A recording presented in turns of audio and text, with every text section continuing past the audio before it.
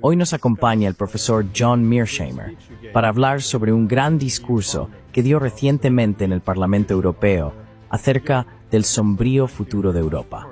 Muchas gracias por volver a estar con nosotros. El placer es mío, como siempre, Glenn.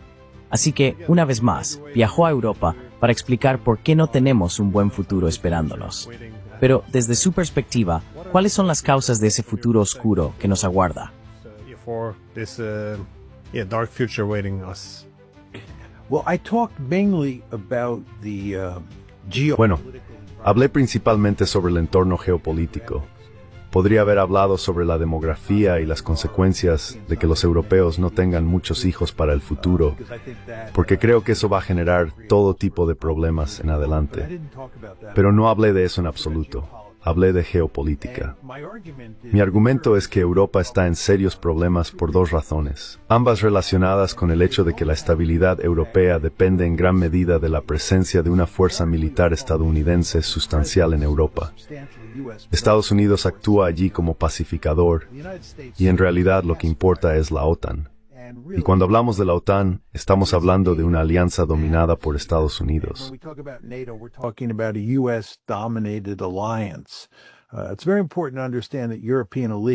Es muy importante entender que las élites europeas, desde hace mucho tiempo, han comprendido que es fundamental mantener la OTAN intacta, lo que equivale a decir que es importante mantener a Estados Unidos profundamente implicado en Europa, porque actuamos como pacificador.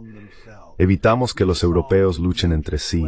Resolvemos los principales problemas de acción colectiva a los que se enfrentan los europeos. Y por cierto, Glenn, cuando terminó la Guerra Fría, una de las razones principales por las que Estados Unidos y sus aliados de Europa Occidental promovieron la expansión de la OTAN fue que querían extender el paraguas de seguridad estadounidense sobre las cabezas de los europeos del este, así como de los europeos del oeste, y convertir Europa en una gran zona de paz.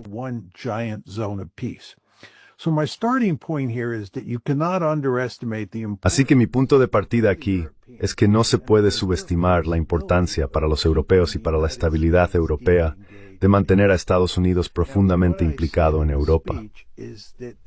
Ahora bien, lo que dije en el discurso es que hay dos fuerzas que actúan en contra de mantener a Estados Unidos en Europa. La primera es que ha habido un cambio profundo en la distribución del poder en el sistema internacional.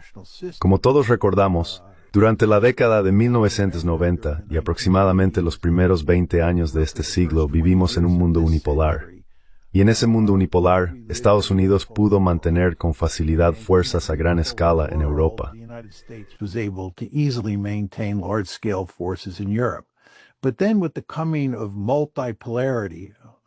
Pero luego, con la llegada de la multipolaridad, diría que alrededor de 2017, y especialmente con el ascenso de China, Estados Unidos se enfrentó a un competidor de igual nivel, y eso ejerció una gran presión sobre Estados Unidos para girar hacia Asia, usando la famosa expresión de Hillary Clinton de 2011. Pero si giras hacia un lugar, te alejas de otro. Y vamos a girar hacia Asia debido a esta distribución global del poder que ha surgido en los últimos años. Al mismo tiempo, sin embargo, efforts pace que nos empujan a apartarnos de Europa. No queremos gastar recursos valiosos en Europa, por allí no nos enfrentamos a un competidor de igual nivel.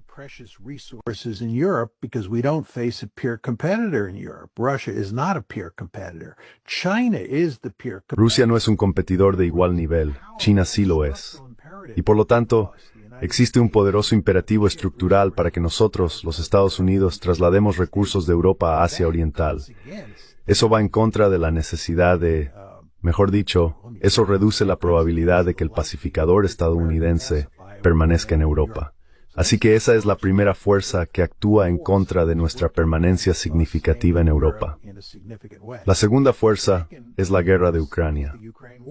El hecho es que para mantener a Estados Unidos en Europa, Era muy importante que Europa y Estados Unidos tuvieran buenas relaciones y pudieran trabajar juntos estrechamente en todo tipo de cuestiones diplomáticas, políticas, militares e incluso económicas. Pero la guerra de Ucrania ha causado enormes problemas en ese frente. The Ukraine war has caused huge problems on that front, and as we can see in the recent negotiations, Y como podemos ver en las negociaciones recientes, los europeos están chocando con Estados Unidos sobre cómo abordar la cuestión de Ucrania. La administración Trump quiere poner fin a la guerra en Ucrania, y Trump y su equipo quieren girar hacia Asia. Quieren centrarse en la amenaza de China en Asia Oriental.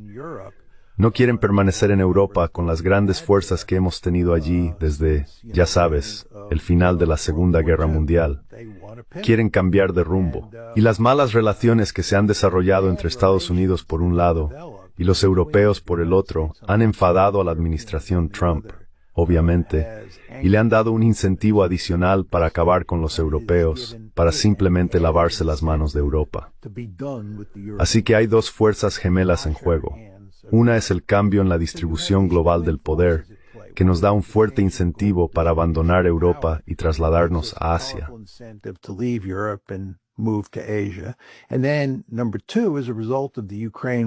Y en segundo lugar, como resultado de la guerra de Ucrania, se está produciendo un deterioro en las relaciones políticas o diplomáticas entre Estados Unidos y Europa, lo que nos da un incentivo adicional para abandonar Europa y dejar que Europa se encargue de su propia seguridad. Mi argumento es que esto no va en interés de Europa. Y el último punto que quiero destacar, y sobre el que podemos hablar más, es que los europeos, los estadounidenses y los ucranianos nunca van a alcanzar un acuerdo de paz significativo sobre Ucrania. Esta guerra se resolverá en el campo de batalla.